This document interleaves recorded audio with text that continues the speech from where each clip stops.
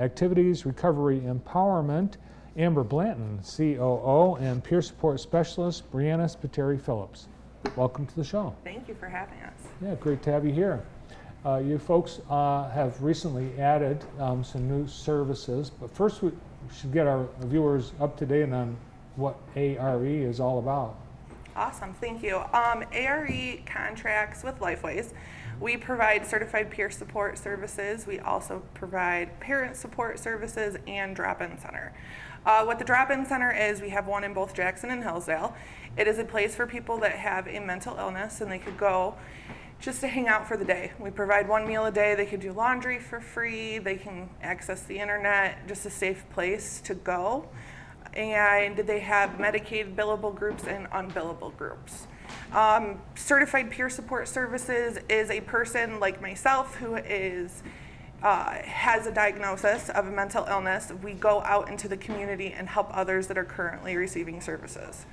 And then we have parent support services who are parents of children that have services, whether it's for cognitive impairment or a serious emotional disturbance, and they go into the home and help other parents. So it's a peer-run organization. Everyone has a diagnosis. And one of our unbillable groups that was going really well in Hillsdale was the LGBT group down there. So Ann Monroe, our CEO, she came to me and said, I want to start an LGBT group here in Jackson because that is something that hasn't been offered. And I was going to do it, but then a stroke of genius started, and that's when I got Bree involved. Bree was a member of the drop-in. She started volunteering, and now she is currently staff. She has taken and run with this program, and I wanted to give her a little time just to explain why it's so important to her, this group that we've started. Yeah, you like the place so much you decided to go to work for it. I can't leave. I'm there on my days off. Yes. So tell us about the support services that are being offered for LGBTQ. Well, we launched the group on June 18th, so it's very, very much a pilot program. Right now, well, a little bit of background. I've been an advocate in LGBT advocacy since 1995. I created a Facebook support group for transgender people and the allies who love them about 5 years ago, and we recently hit 5,200 people. So even on my time off, this is kind of just what I do. 40% of LGBT people are homeless. We have groups for children, we have groups for seniors in Jackson. We didn't have anything for adults as far as peer support, as far as any kind of support group, to be honest. Hillsdale has it, why doesn't Jackson? We're so much bigger, and I'm running the Hillsdale group as well. And there's such an outcry from the public for this, and we really needed it, and I am really excited to get this up and running. Yes. So you sensed, even before you started the group, that there was this population was using the drop-in center, but they didn't have absolutely specific support. Yes.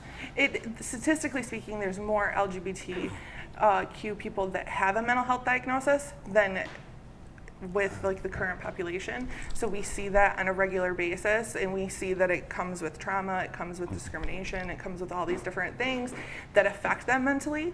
And we wanted to be able to provide a safe space for them to go, to be able to talk and gain that natural support system that they're having difficulties creating.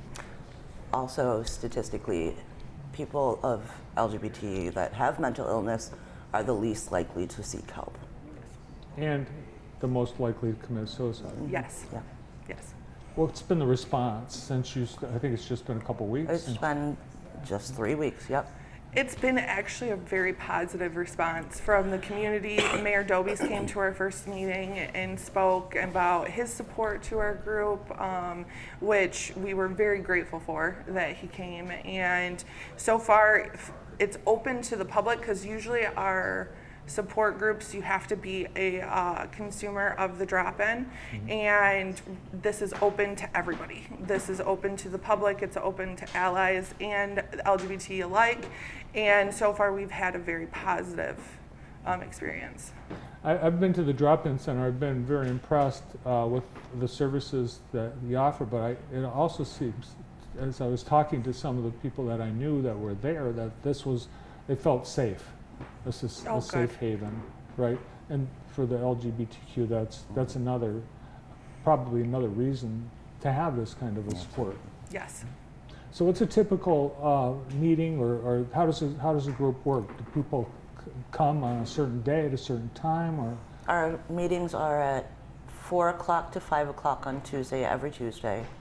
I've been mixing it up because it's only the third week. So the first week was the launch, and we just kind of had a general introduction. Everybody did a round table. It turned out amazing. It did. And then last week we learned about Stonewall. We did a reading about Stonewall, and I did some visuals.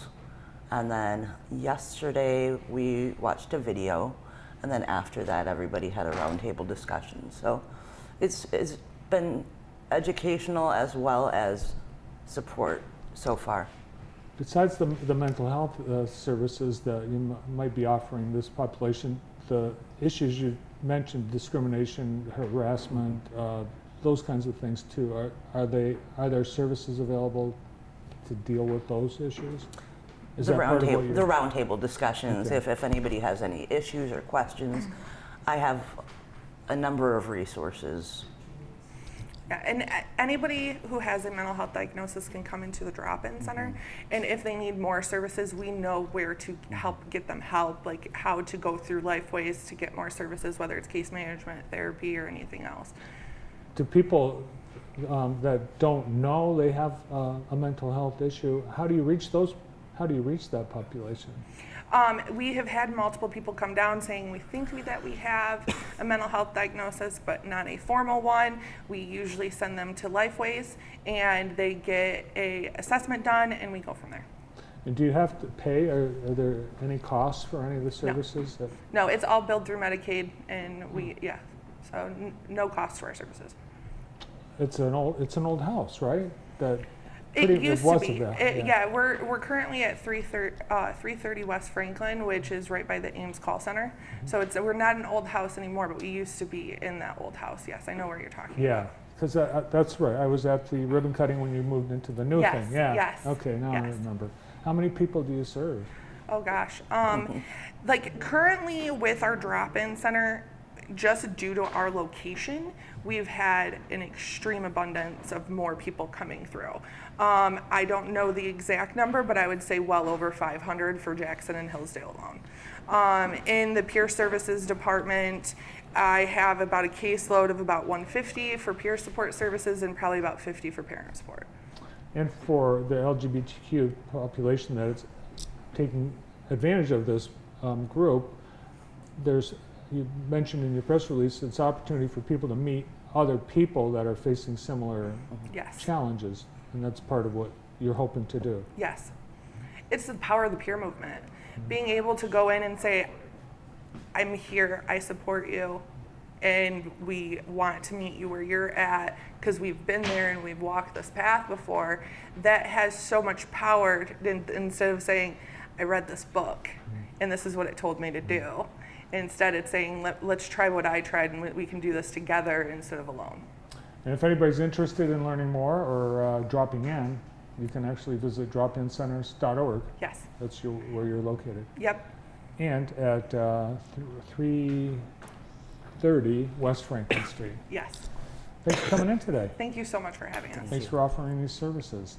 From Activities Recovery Empowerment, A.R.E, COO Amber Blanton, and Peer Support Specialist Brianna Spiteri Phillips.